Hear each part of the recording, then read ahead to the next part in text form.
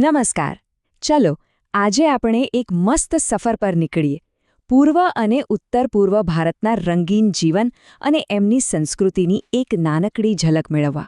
સાચે જ અહીં એટલું બધું છે જાણવા જેવું, મજા આવશે. તો આજે આપણે શું શું જોવાના છીએ? પહેલાં તો આ પ્રદેશ કેવો દેખાય છે એની એક ઝલક લઈશું. પછી ત્યાંના લોકોના રોજિંદા જીવન મતલબ કે ખોરાક અને પોશાક વિશે જાણીશું. એ પછી વાત કરીશું એમના ઘરો અને ભાષાઓની, અને છેલ્લે ત્યાંના રંગબેરંગી તહેવારોની મજા માણીશું. તો ચાલો શરૂ કરીએ વિભાગ 1થી પ્રદેશની એક ઝલક. કોઈપણ જગ્યાની સંસ્કૃતિને સમજવી હોય ને તો પહેલાં એની ભૂગોળને સમજવી પડે. એટલે જ આપણે અહીંથી શરૂઆત કરી રહ્યા છીએ. તો આપણે કયા રાજ્યોની વાત કરી રહ્યા છીએ? જુઓ, આમાં બિહાર, ઝારખંડ, પશ્ચિમ બંગાળ, ઓડિશાનો સમાવેશ થાય છે. અને સાથે જ સિક્કિમ, આસામ અને પેલી 7 સિસ્ટર્સ એટલે કે 7 બહેનો તરીકે ઓળખાતા ઉત્તર પૂર્વના રાજ્યો પણ છે. મતલબ કે આ એક બહુ જ મોટો અને વિવિધતાથી ભરેલો વિસ્તાર છે. તો હવે આપણે આવી ગયા છીએ બીજા વિભાગ પર. અહીં આપણે લોકોના રોજિંદા જીવનમાં ડોક્યુ કરીશું. એમના ખોરાક અને પોશાક વિશે જાણીશું. અને હા, કોઈ પણ સંસ્કૃતિને સમજવાની શરૂઆત તો એમના ખાવા પીવાથી જ થાય, ખરું ને? અહીંના ખોરાકની વાત જ નિરાળી છે. જો, ભાત અને કઠોળ એ તો સમજો કે મુખ્ય ખોરાક છે.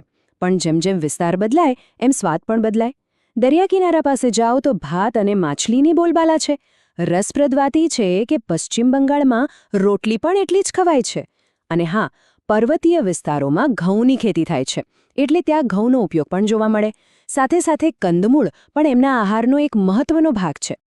ખાવાની જેમ પહેરવેશમાં પણ ઘણી વિવિધતા છે. જેમ કે બિહારમાં પુરુષો ધોતિયું અને ઝબ્બો પહેરે છે અને સ્ત્રીઓ સાડી કે ચણિયો કબજો. હવે એની સરખામણીમાં જો આપણે અસમ જઈએ તો ત્યાં સ્ત્રીઓ મેખલા નામનો એક બહુ જ સુંદર અને ખાસ પોશાક પહેરે છે. આ પરંપરાગત પોશાકો જ તો એમની પ્રાદેશિક ઓળખને ઉજાગર કરે છે. ઓકે, તો ખોરાક અને પોશાક પછી હવે આગળ વધીએ ત્રીજા વિભાગ તરફ, ઘરો અને ભાષાઓ. એટલે કે લોકો ક્યાં રહે છે અને કઈ રીતે વાત કરે છે. આ બંને બાબતો કોઈપણ સંસ્કૃતિનો પાયો છે. અહીં ઘરોની બનાવટ પર ત્યાંની ભૌગોલિક પરિસ્થિતિની સીધી અસર જોવા મળે છે. સીધી વાત છે, મેદાની વિસ્તારોમાં ઈંટ અને સિમેન્ટના પાક્કા મકાનો જોવા મળશે. પણ જેવું પહાડો પર જાઓ ત્યાં લાકડા અને વાંસમાંથી બનેલા ઘરો દેખાશે. અને હા, ત્યાં વરસાદ બહુ પડે એટલે છાપરા પણ એકદમ ઢાળવાળા હોય છે, જેથી પાણી સરી જાય. અને બંગાળની એક મસ્ત વાત છે, ત્યાં કેટલાક ઘરોની પાછળ પુકુર હોય છે, એટલે કે એક નાનકડું તળાવ. અને હવે વાત કરીએ ભાષાઓની. અહીં તો ભાષાઓનો ખજાનો છે, સાચી જ. જેમ કે બિહાર, ઝારખંડમાં હિન્દી તો બોલાય જ, પણ સાથે મૈથિલી, ભોજપુરી અને માગધી જેવી મીઠી બોલીઓ પણ છે. પશ્ચિમ બંગાળમાં બંગાળી, ઓડિશામાં ઉડિયા અને અસમમાં અસમિયા. અને ઉત્તર પૂર્વમાં તો જુઓ, મેઘાલયમાં ગારો અને ખાસી, મિઝોરમમાં મિઝો. કેટલી બધી ભાષાઓ! આ પ્રદેશ ખરેખર ભાષાઓનો એક સુંદર સંગમ છે. અને હવે આપણે પહોંચી ગયા છીએ આપણી આ સફરના સૌથી રંગીન અને જીવંત પડાવ પર. વિભાગ 4, તહેવારો. આ એ તહેવારો છે જે આખા સમુદાયને એક સાથે લાવે છે અને જીવનમાં રંગ ભરી દે છે. આ દ્રશ્ય જુઓ. આ છે જગન્નાથપુરીની વિશ્વવિખ્યાત રથયાત્રા. આ માત્ર ઓડિશાનો એક તહેવાર નથી, પણ આખા વિશ્વ માટે એક મોટો સાંસ્કૃતિક અને આધ્યાત્મિક અવસર છે.